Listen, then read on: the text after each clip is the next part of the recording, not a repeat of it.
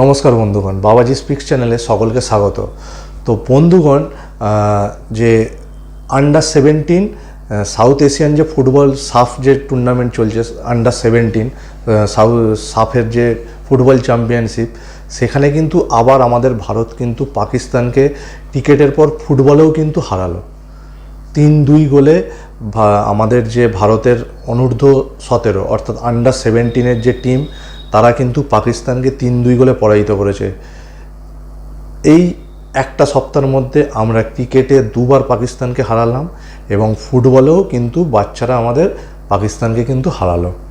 লজ্জা মানে শরম থাকলে এরা কি বলবো, এদের একটুকু যদি লজ্জা শরম থাকে, ক্রিকেটেও ঠিক যেরকম অঙ্গভঙ্গি এরা করছিল, যে এরা নাকি আমাদের প্লেন নামিয়ে দিয়েছে, এই করেছে, যে এই যে নোংরা মানসিকতা, জিহাদি মানসিকতা এদের মধ্যে যে ঢুকিয়ে দিয়েছে এদের সরকার বা সেনা পাকিস্তানের, যে এদের যে ইন্ডিয়ার প্রতি একটা যে বিদ্বেষী মনোভাব, তো সেইটাই কিন্তু ঠিক বজায় রাখলো পাকিস্তানের যে জুনিয়র, মাত্র যে 16-17 বছরের, 15-16-17 বছরের ছেলেরা, তাদের মধ্যেও যে কিভাবে এই পাকিস্তানের সরকার বা সেনা যে কিভাবে নোংরা মেন্টালিটি একটা যে এদের মধ্যে ঢুকিয়ে দিয়েছে, যে জিহাদি মনোভাব, তো সেটা দেখা গেল কিন্তু এই ফুটবল ম্যাচেও। তো পাকিস্তান যে একটা গোল করার পর তাদের একটা প্লেয়ার, বাচ্চা ছেলে, এখনও মানে দুধের হাত যায়নি যে ছেলেগুলোর, 15 বছর 17 বছর, তারা কিনা সেলিব্রেট করছে যে আমাদের অভিনন্দন বর্তমান উইং কমান্ডার, আমাদের ইন্ডিয়ান এয়ারফোর্সের উইং কমান্ডার অভিনন্দন বর্তমান, তিনি কিন্তু পাকিস্তানে যেভাবে ঢুকে গিয়ে পাকিস্তানের F-16 বিমানকে নামিয়ে দিয়েছিলেন, ধ্বংস করেছিলেন, তো এবং গিয়ে পাকিস্তানে গিয়ে চা খেয়েছিলেন, সেই চা খাওয়ার কিন্তু সেলিব্রেশনটা এই বাচ্চা ছেলেরা কিন্তু করেছে। এই পাকিস্তানের এই বাচ্চা ছেলে, এর মধ্যে এখন সেই রকম মানসিকতা কিন্তু ঢুকে গেছে। তো এরা পাথর ছুঁড়বে না ইন্ডিয়ায়, বা এরা জিহাদ করবে না, টেরোরিস্ট তৈরি হবে না, তো কারা তৈরি হবে বলুন? এই ছেলেগুলো কি কিভাবে কীরকম, এরা শিক্ষা দীক্ষা, পাকিস্তান তো নেই, শিক্ষা দীক্ষা তো দেয় না, শুধুমাত্র এইরকম ব্রেন ওয়াশ করে এই ছেলেগুলোকে, বাচ্চা ছেলেগুলোর মাথায় এইসব ঢুকিয়ে দিয়েছে।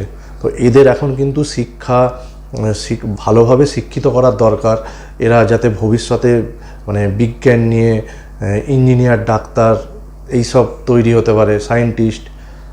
তো সেই জায়গায় এদেরকে এরকম, এদের মেন্টালিটি এরকম, এরা ফাইটার জেটের সেলিব্রেশন করছে, যে ফাইটার জেট আমাদের নামিয়ে দিয়েছিল, যেটা এরা স্বপ্নেই থেকে যাবে, আমাদের ফাইটার জেট নাকি এরা নামিয়ে দিয়েছে 6টা আবার ফাইটার জেট, এই অপারেশন সিঁদুরে এরা নাকি আমাদের 6টা এয়ারক্রাফট ধ্বংস করেছে।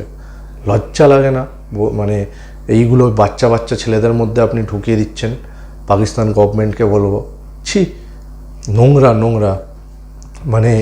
এইরকম মানসিকতা থাকলে আপনারা তো জীবনে এগোতে পারবেন না, কোনোদিন আমাদের লেভেলেও আসতে পারবেন না, চিন্তাই করতে পারবেন না আপনারা যে আমাদের ইন্ডিয়ার লেভেলে যে আসবেন। এখন শিক্ষা বলুন, স্পোর্টস বলুন, ডিফেন্স বলুন, কিছুতেই, বিজ্ঞানে কোথাও আপনারা ধারে কাছেও নেই এবং কোনোদিন আসতে পারবেন না চেষ্টা করেও। যদি এই রকম মেন্টালিটির আপনাদের ইউথরা যদি এরকম মেন্টালিটি নিয়ে যদি বড় হয়, তো কোনোদিন সম্ভব নয় আগে যাওয়া, কোনো জাতি বা কোনো দেশের পক্ষে কোনোদিন সম্ভব নয়। এই রকম শুধু যে জিহাদ করব, যে ইন্ডিয়ার পেছনে লাগবো, কিভাবে ইন্ডিয়ার লোকের ক্ষতি করব, এই মেন্টালিটি নিয়ে কোনোদিন এগোনো যায় না। লজ্জা পাকিস্তানের। আমরা যেখানেই পাবো তোমাদের, সেখানেই হারাবো, বিশ্বাস করো। আমরা তোমাদের ফুটবল, ক্রিকেট, তারপর যুদ্ধ, তোমাদের যেটা বলো যুদ্ধ, যেখানেই আসো না কেন, তোমরা কিছুতে আমাদের ধারে কাছে নেই, বিশ্বাস করো। তো বাচ্চা ছেলেগুলোকে শিক্ষা দাও, যদি তারা কিছু করতে পারে, এগোতে পারে, দেশটাকে উন্নতি করতে পারে, দেশটার কিছু। লজ্জা। তো দুবার ক্রিকেটে হারালাম, একবার ফুটবলে হারালাম, আবার যদি এশিয়া কাপের ফাইনালে ক্রিকেটে আবার দেখা হয় সেখানেও হারাবো। জয় হিন্দ। বন্ধুগণ, আপনারাও কমেন্ট বক্সে অবশ্যই জানাবেন, এই যে বাচ্চা ছেলেগুলো এই যে সেলিব্রেশন করছে, এগুলো কি ঠিক না ভুল? এদের জন্য কারা দায়ী, এদের এই সব শিক্ষার জন্য কারা দায়ী, সেগুলো অবশ্যই কমেন্ট বক্সে জানাবেন। আর বন্ধুগণ, ভিডিওটা ভালো লাগলে অবশ্যই চ্যানেলটা সাবস্ক্রাইব করে দেবেন। ধন্যবাদ, ভালো থাকবেন সবাই।